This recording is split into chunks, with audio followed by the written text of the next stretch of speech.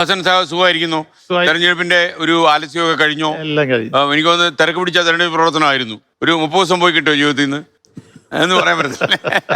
കാര്യം മണ്ഡലത്തിൽ പര്യടനം നടത്തുക എന്ന് വെച്ചാൽ ചെറിയ സംഭവമല്ലല്ലോ അല്ലേ? ഞാൻ ഈ തെരഞ്ഞെടുപ്പ് പ്രവർത്തനത്തിന് നടുക്കും ആ ഒരു ഹാർട്ട് ട്രാൻസ്പ്ലാന്റേഷന് ആവശ്യമായ ഫണ്ടുണ്ടാക്കി ഒരു ഹാർട്ട് ട്രാൻസ്പ്ലാന്റേഷൻ നടത്തുന്നതിന് വേണ്ടിയുള്ള എല്ലാ പശ്ചാത്തല സൗകര്യവും ഒരുക്കി കൊടുത്തയാളാണ്. ഒരു ദിവസം തെരഞ്ഞെടുപ്പ് പ്രചരണം നിർത്തിവെച്ച്, ആഹാ അതായത് തിരുവനന്തപുരം കിംസ് ആശുപത്രിയിൽ ആ മസ്തിഷ്ക മരണം സംഭവിച്ച ഒരു കൃഷ്ണലാലിന്റെ ഹൃദയം കോട്ടയം മെഡിക്കൽ കോളേജിലെ അരുണിന്, അദ്ദേഹം നേരത്തെ അവിടുത്തെ തൊറാസിക് സർജനോടൊപ്പം ഡ്യൂട്ടി ചെയ്തിരുന്ന ഒരു ജീവനക്കാരനാണ്. 2 പ്രാവശ്യം അദ്ദേഹത്തിന്റെ ഹാർട്ട് സർജറി നടത്തിയിട്ടും വാൽവ് റീപ്ലേസ് ചെയ്തിട്ടും രക്ഷപ്പെട്ടില്ല. അവസാനം ട്രാൻസ്പ്ലാന്റേഷൻ മാത്രമാണ് പോകാൻ വഴി എന്ന് ഡോക്ടർ പറഞ്ഞപ്പോൾ അദ്ദേഹത്തിന് പണമില്ല. ഞാൻ തന്നെ മുൻകൈ എടുത്ത ആ നാട്ടിൽ ഒരു കമ്മിറ്റിയൊക്കെ രൂപീകരിച്ച് അതിനാവശ്യമായ പണം സമ്പാദിച്ച് ഡോക്ടറെ ഏൽപ്പിച്ചു. അങ്ങനെ ഇരിക്കുമ്പോഴാണ് തിരുവനന്തപുരത്ത് ഇങ്ങനൊരു മസ്തിഷ്ക മരണം സംഭവിച്ചത്. കിട്ടുമെന്ന് അറിയിച്ചു.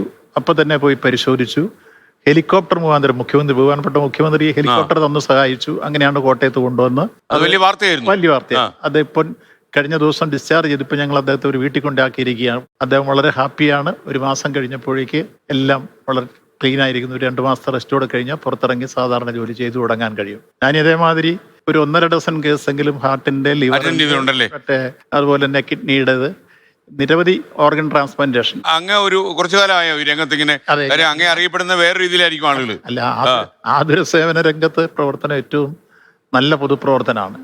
ഇപ്പോ പഠിക്കുന്ന ബഹുമാനപ്പെട്ട മാത്യു ഡോക്ടറെ എനിക്ക് തന്നെ 2 കേസ് ഞാൻ പറഞ്ഞോട്ട് വളരെ വിജയകരമായി അദ്ദേഹം ചെയ്തു. ഏറ്റവും നല്ല ലിവർ ട്രാൻസ്പ്ലാന്റേഷൻ നടക്കുന്നത് ചെന്നൈയിലെ ഡോക്ടർ മുഹമ്മദ് റിലയാണ്. അദ്ദേഹത്തിന്റെ ഗുരുനാഥനാണ്.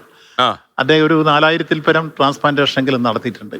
ഞാൻ അദ്ദേഹത്തിന്റെ ഒരിക്കൽ 3 രോഗികളെ കൊണ്ടുപോയി ട്രാൻസ്പ്ലാന്റ് ചെയ്യിക്കാനുള്ള ഇടപെടൽ നടത്തിയിട്ടുണ്ട്. വെച്ചാൽ ഒരു വലിയ ചെലവാണ്. അപ്പൊ അങ്ങനെ ചെലവ് കഴിഞ്ഞ് പിന്നെ ഞാൻ അന്വേഷിച്ചപ്പോഴാണ് അദ്ദേഹത്തിന്റെ ശിഷ്യനായ ഈ മാത്യു ഡോക്ടർ വളരെ ഭംഗിയായി അതുപോലെ തന്നെ ചെയ്യുന്നു മനസ്സിലാക്കിയാണ് ഇപ്പോൾ ആസ്ട്ര മെഡിസിറ്റി കൊണ്ടുപോയി 2 എണ്ണം ആ രൂപത്തിൽ വന്നിട്ടുള്ളത്.